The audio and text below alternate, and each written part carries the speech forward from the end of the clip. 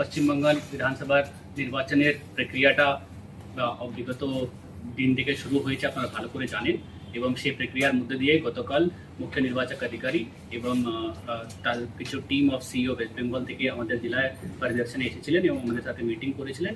সেই মিটিংয়ের ভিত্তিতে যেটা পুনরায় আমরা বলতে চাইছি, এই বছর নির্বাচন কমিশনের নির্দেশ অনুযায়ী ভয়মুক্ত, প্রলোভন মুক্ত এবং ছাপ্পা মুক্ত এবং কোনো রকম সোর্স জ্যামিং মানে গ্রাম থেকে বেরোতে দিবেন না, বা কোনো রকম বুথ জ্যামিং বা কোনো রকম ভায়োলেন্স মানে কোনো রকম বিশৃঙ্খল পরিস্থিতি বা আইন শৃঙ্খলা অবনতি হওয়া না হওয়া, সাথে সাথে ফ্রি অ্যান্ড ফেয়ার ভোটিং করার জন্য 7টা প্রিন্সিপাল যে নির্বাচন কমিশন বলেছিলেন সেই ভিত্তিতে আমরা আমাদের প্রস্তুতি নিয়ে চলছি বিগত যখন থেকে নির্বাচন ঘোষণা হয়েছিল।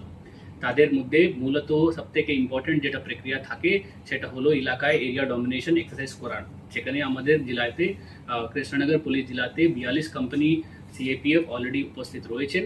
তাদের সাথে তাদেরকে নিয়ে বিভিন্ন থানা ওসি আইসি এবং বিভিন্ন পদমর্যাদার অফিসার পুলিশের পক্ষ থেকে এবং অন্যদের পক্ষ থেকে বিভিন্ন এলাকা, স্পর্শকাতর এলাকা এবং সাধারণ এলাকা সমস্ত বুথ আমরা দফায় দফায় অলরেডি ভিজিট করেছি।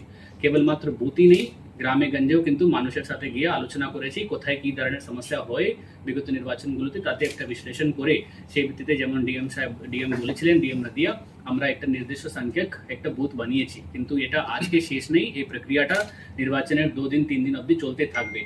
বিগত ঘটনা এবং আজকের দিন পরিস্থিতি এবং ভবিষ্যতেও কোথাও কিছু হলে সেই ভিত্তিতে আমরা আমাদের স্পর্শকতার ব্যাপারে আবার প্রতি সপ্তাহ পুনর্বিবেচনা করব এবং শেষ 2 দিন আগে আমরা ফাইনাল একটা নির্ধারণ করব কি কোথায় কোথায় আরো সমস্যা হতে পারে।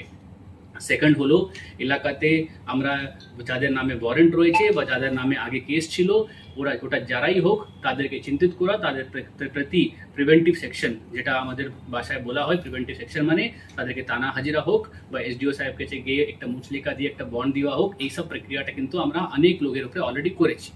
এবং সাথে সাথে এলাকাতে যেখানে যেখানে আমাদের জেলাতে বম্বস বা এই আর্মস এই কালচার রয়েছে সেখানে আপনারাও দেখিয়েছিলেন মিডিয়াতে এবং আপনারাও লক্ষ্য করেছিলেন। আমরা দফায় দফায় চেকিং এবং কিছু জায়গা সিজার এবং আমরা সব রকম প্রস্তুতি নিচ্ছি কি বিশেষ করে ভয়মুক্ত, প্রলোভন মুক্ত, হিংসা মুক্ত এবং কোনো রকম বিশৃঙ্খল মুক্ত আমরা ইলেকশন করাতে চাইছি। তার জন্য কিন্তু আমরা দায়বদ্ধ এবং সেই দিকে আমরা প্রত্যেক দিন নিচ্ছি। আশা করছি আপনাদের সমস্ত লোকের সহযোগিতায় এবং এলাকার সমস্ত মানুষের সহযোগিতায় আমরা কিন্তু এই বছর এইরকমই করতে পারছি।